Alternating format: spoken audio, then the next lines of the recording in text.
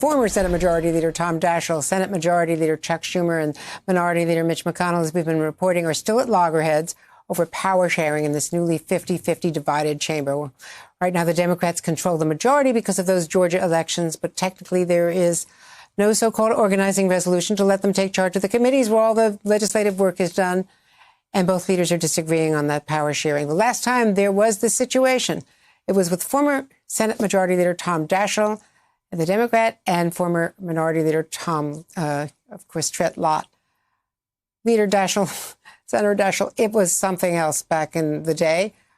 How do you describe the difference then and now? I used to cover you guys. Daschle and Lott would come up and jointly explain what's going to happen. You were partisan rivals, but you agreed on how to make the Senate work. What has happened in the succeeding 2 decades? Well, I think a lot has happened, Andrea. I think partly as social media. We didn't have to contend with the social media that exists today. Truth is now just an option, and there's just so many different conspiracy theories out there that I think pervade a lot of the debate.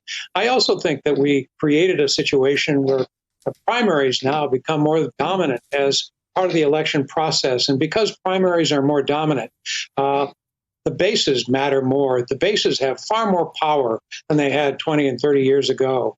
Bases dictate deportment oftentimes, and that has also changed. The chemistry in the Senate has changed a lot. We have to raise way too much money these days. We spent more than $14 billion in the last election cycle. That's way too much money. Sometimes senators spend as much as 75% of their time raising money. That means they can't legislate. So all those factors, I think, are a big reason why things have changed so much. How are the Democrats and Republicans ever going to reach any kind of compromise, given all the bad blood and the way they, frankly, view Mitch McConnell because of the way he treated President Obama?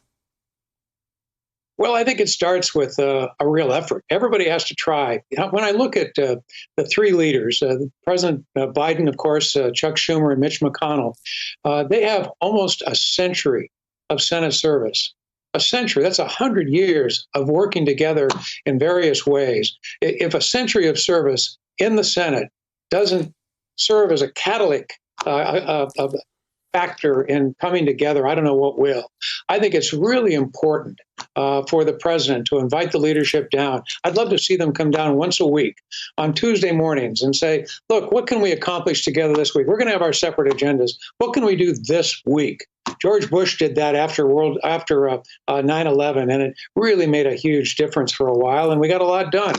I think that kind of thing, inclusion, making sure you come to Camp David from time to time to talk about what we can do together in the longer term, those kinds of things. How about a joint caucus where Republicans and Democrats got together at least once a month to talk about things they could do? We did that, and that had a big effect as well. There are things you can do to recreate a new climate, and that's essential if we're going to get any success in this Congress going forward. And Senator, you said Tuesday mornings. That's important because that's the key. Tuesday morning before the weekly Senate lunches where each caucus goes into their own rooms, decide on how they're going to approach things, speak privately, and give the marching orders and hear the opposition. And this way they could come and say, each one could say, the president has just said to me at breakfast, he's made this promise on what he'll give, what he won't give. That's what you're talking about, that kind of communication. It takes leadership. You know, I've often said that the best way to persuade is with your ears. You've got to listen. And you can't possibly persuade if you haven't listened to the other side. We've got to see more persuasion through better listening. And better listening starts with better communication. And better communication starts with a real effort to come together in settings like that to accommodate it. You have worked with all of these men, but you have worked so importantly with Joe Biden. You know, all the pluses and the minuses over the decades, how he evolved as a leader. What are you seeing in him now, in his speech at the inaugural, in what he has done during this pandemic crisis that you think bodes ill or well for his success, especially with Mitch McConnell? You know, Andrea, I think it was, if I could use one word, it was sincerity. I've never heard Joe Biden sound more sincere about his determination to put his heart and soul into reaching out and creating a new climate for good governance. That to me said it all. I thought the inaugural itself was about as good as it could possibly be. It inspired me. It almost brought me to tears a couple of times. I really feel that sincerity came through.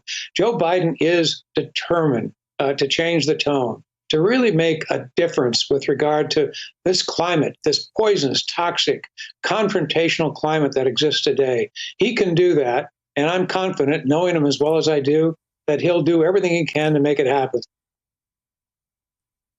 What advice would you give to him as to how to handle impeachment and prevent that from becoming a complete impediment to his agenda, especially on stimulus? Well, I think they have a couple of options. One, they could bifurcate the schedule to do the impeachment trial in the morning, do legislative and nomination schedules in the afternoon. Trent Lott and I did that with the Clinton impeachment way back in the 90s. That's one way to do it. You could bifurcate the day. The second way is to do what Mitch McConnell has offered yesterday, and that is to postpone it for a while to accommodate some of the early important decisions that have to be made around nominations and maybe some of the Biden agenda. Regardless, I don't think it ought to be dragged out. I think you could accommodate this trial in a week, maybe a little bit longer, but it's got to be done. There has to be a way to accommodate both the schedule for impeachment as well as the pressing agenda that we as a country have to face and the Congress is responsible for addressing. Now, contrary to what you experienced back when you were in the leadership and were advising President Obama, so importantly, on healthcare in particular, there's a completely different stance by the business community on stimulus and debt in that relationship. You heard it certainly from Janet Yellen in her confirmation hearing, but you've also heard it from the Business Roundtable, from the Chamber of Commerce, all these business groups, Wall Street, importantly, saying, spend the money now. We need it to avoid a second recession. Spend the money, get it out there, forget about the debt when interest rates are so low. Does that bode well for changing the Senate's opposition to the 1.9 or whatever billion dollars it's going to be, and for some of the components that are typically labeled as, democratic socialism by the opposition? I don't think the country has any choice, Andrea, but to put this economy back on track. That means addressing COVID successfully, which we have yet to do, and it means finding ways to stimulate the economy. I think Joe Biden's emphasis on infrastructure is a good example of what we could do to really make a difference with the economy. The Fed is right. Across the board, the almost unanimous point of view from every economic expert is let's get this economy rolling again. We have to deal with the deficit, and someday, in the not too distant future, that is going to be a critical priority.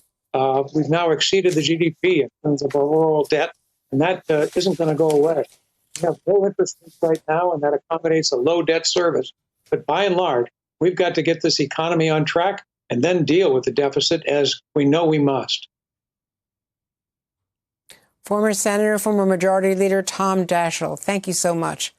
What a treat it is to talk to you today and think back to the days when I was covering the Senate and things were so very different. Thanks again. Thank you. Hey, thanks for watching our YouTube channel. You should know that you can follow today's top stories and breaking news and catch up on your favorite MSNBC shows all in one place. Download the NBC News app today.